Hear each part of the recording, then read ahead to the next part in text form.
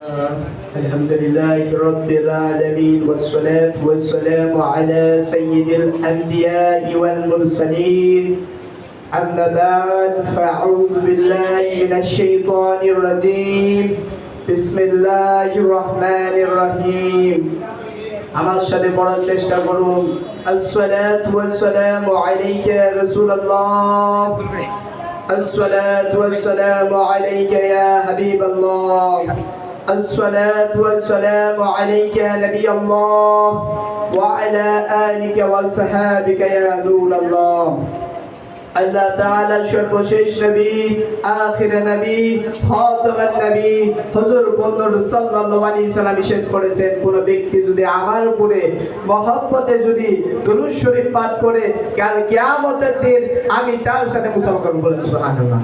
কে বলেছেন? আমার নবী বলেছেন যে নবী না আসলে আজ দুনিয়ায় আমরা আজ কি পেতাম না, আমরা জাহেলিয়াত পেতাম না, আমরা আজ সুনিয়াত পেতাম না, আমরা শরীফত পেতাম না। যে নবী আসার কারণে আজ ফিতনার যুগ আজ দূর হয়েছে।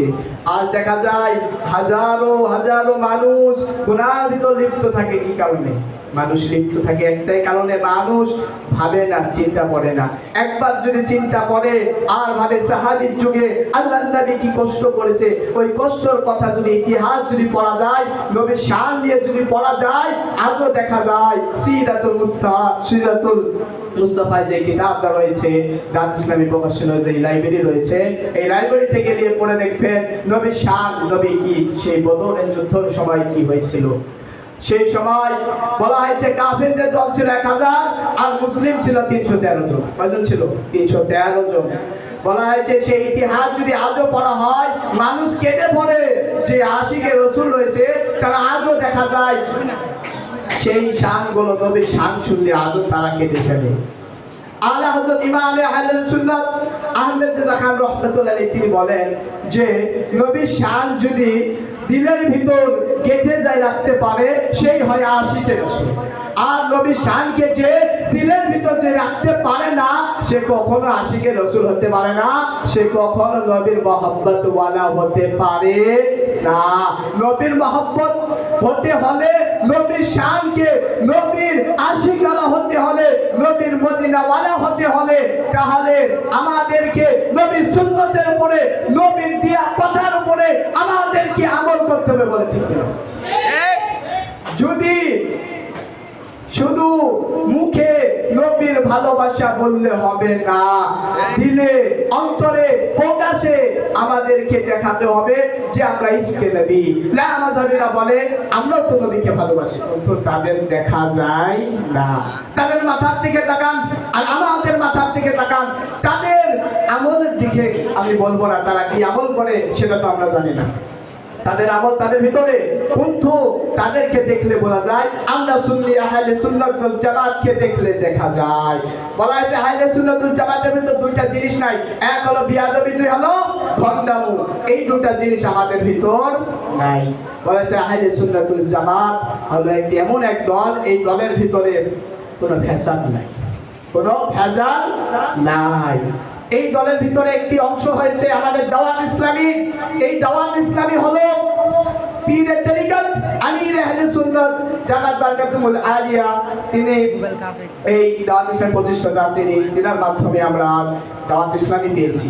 তিনি যদি এই বাংলার জমিনে যদি না পাঠাতেন, তিনার পরেশগার সন্তান ওবাইদ রেজা কাদেরীকে তিনি পাঠালেন, এই বাংলার জমিনে পাঠাচ্ছেন তিনি। আমরা বলি সুবহানাল্লাহ। সুবহানাল্লাহ বলবো। তিনার সন্তান আসছে, কদম রাখবে, আল্লাহর ওলির সন্তান মানে আল্লাহর ওলি হতে পারে। ঠিক না? কেননা ওলি থেকে ওলি হয়, আর বদকার থেকে কখনো ওলি হয়। ওলি হতে হলে কি করতে হয়? জ্ঞান অর্জন করতে হবে। জ্ঞান না ছাড়া কখনো ওলি হওয়া যায় না।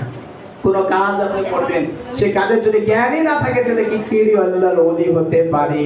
কিন্তু ওবাইদ রেজা আমাদের পীরে তরিকত, তিনার জ্ঞান, তিনার আলোচনা মাদানী মুযাফারায় দেখলে বোঝা যায় যে হ্যাঁ তিনার জ্ঞান আছে, অনেক অনেক জ্ঞান। তিনি কখনোই গীবত গায় না, কখনো কারো বিপক্ষে কথা বলে না, কোনো দলের বিপক্ষে।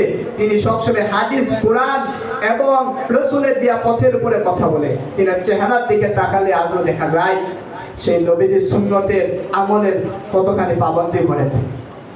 বলতে চাচ্ছি আমি যে ঈদে মিলাদুন নবীর মাস চলছে, যে মাস বলা হয়েছে যে কার্তিক মাসে যেমন কুকুর পাগল হয়, তেমন ঈদে মিলাদুন নবীর মাসে ওয়াহাবিরা পাগল হয়। বল ঠিক কিনা?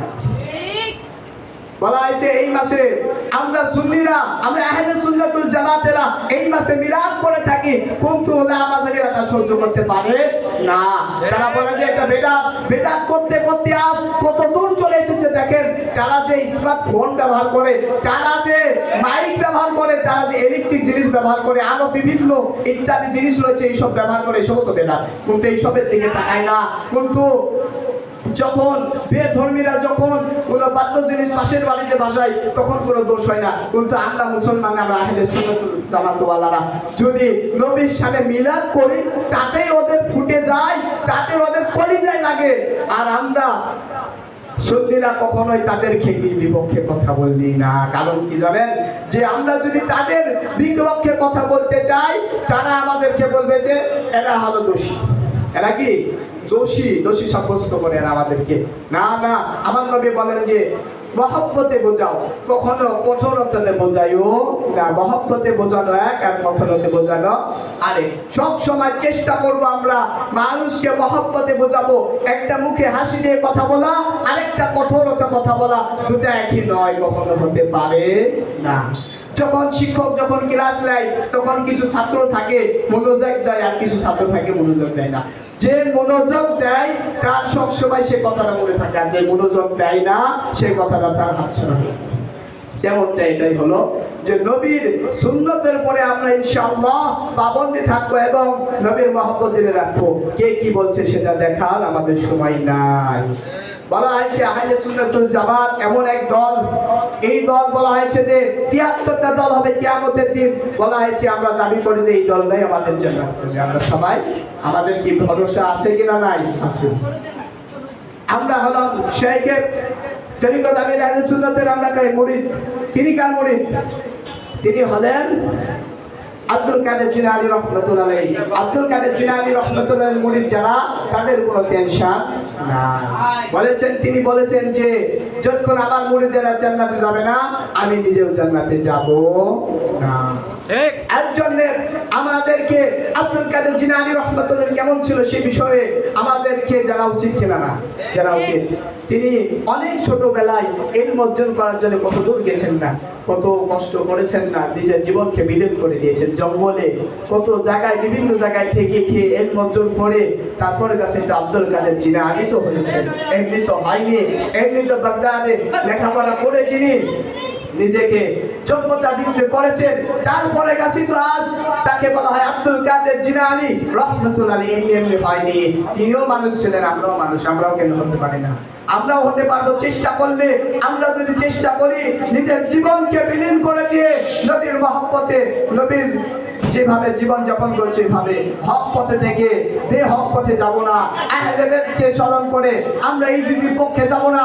আমরা সব সময় হুসাইনি থাকবো, হুসাইনি ছিলাম, হুসাইনি থাকবো। আমরা কখনো ইজিদকে স্মরণ করব না, আমরা কখনো আবু লাহাবকে স্মরণ করব না, আমরা কখনো আবু জাহিলকে স্মরণ করব না, আমরা কখনো বেধর্মীদেরকে স্মরণ করব না। আমরা সব সময় স্মরণ করব আল্লাহ নবী সাল্লাল্লাহু আলাইহি ওয়াসাল্লামের সুন্নতকে। আল্লাহ নবী কিভাবে দুনিয়ায় যাপন করেছেন এইভাবে আমরা স্মরণ করব। বলা হয়েছে যে আমরা যে মিলাদ করি এটা হলো কি? মুস্তাহাব। এটা কি? মুস্তাহাব সুন্নত।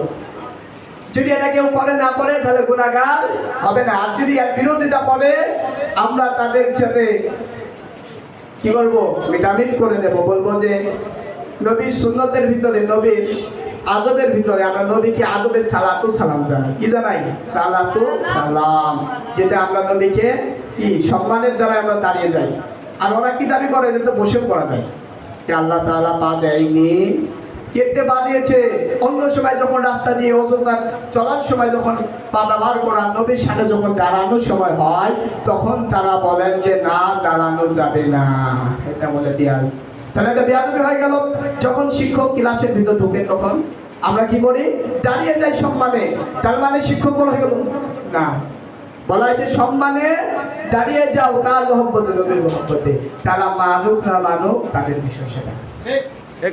আমাদের আদব হলো আমাদের ভিতরে, কারণ কি আমরা নিজের আদব নিজেকে বজায় রাখতে হবে, কারো কথাই নয়। আমাদেরকে আদব নিজের ভিতর থেকে আনতে হবে এবং শিক্ষকের দেওয়া কথার উপরে আমল করতে হবে ইনশাআল্লাহ। ইনশাআল্লাহ আজ্জা ওয়া জাল্লা। আর একটু সংক্ষিপ্ত কথা বলে আমি শেষ করে দেব। এই তো আমরা নবীর পবিত্র মাস চলছে, রবিউল আউয়াল মাস। এই যে আমরা আজকে বয়ান হবে শবে বাহারাত, নাম জিকির, নবীর সুন্নতের কিছু আলোচনা করবে। এশার নামাজের পরে হবে, আমাদের হুজুররা আসবে এবং তারা আলোচনা করবে। আমরা চেষ্টা করব যে কথা বলবে এসবের উপরে আমল করা এবং অন্যর কাছে পৌঁছে দেওয়া ইনশাআল্লাহ। কেননা আল্লাহ নবী সাল্লাল্লাহু আলাইহি ওয়াসাল্লাম করেছেন যে কেউ যদি কোনো হাদিসের কথা শুনলো, কোনো আমার কোনো হাদিস বয়ান করলো কেউ, সেই বয়ান যদি অন্যের কাছে প্রচার করে দেয় তাহলে তার জ্ঞানটা চর্চা হলো এবং সেই জ্ঞানটা মাধ্যমে প্রচার হয়ে গেল। এর জন্য আল্লাহ নবী সাল্লাল্লাহু আলাইহি ওয়াসাল্লাম বলেছেন যে আমি নবী তার জন্য দোয়া করি। সুবহানাল্লাহ।